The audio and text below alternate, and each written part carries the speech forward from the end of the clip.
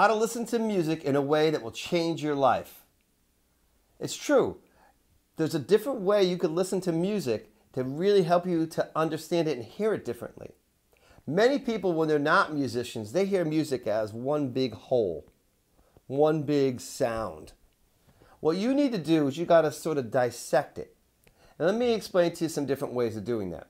The first thing I want you to try is to listen for the snare drum and bass drum.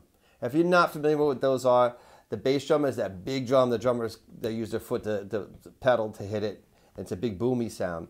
And the snare drum is that drum that like has a rattly type sound. And it's like boom, chi, boom, chi, boom, chi. That's the snare drum, bass drum kind of pattern.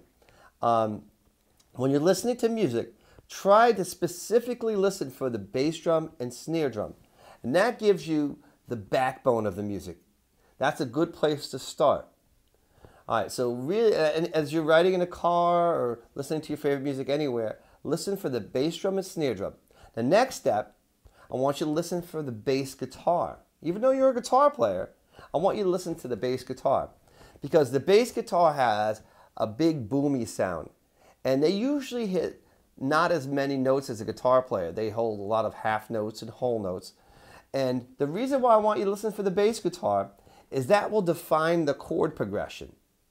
You could clearly hear what the chord progression is through the bass guitar 90% of the time. And that will help you when you want to learn a song. So listening to that bass guitar will help you to understand what chords that you're going to need to know to play that song. The next thing, I want you to try to listen to the music through headphones.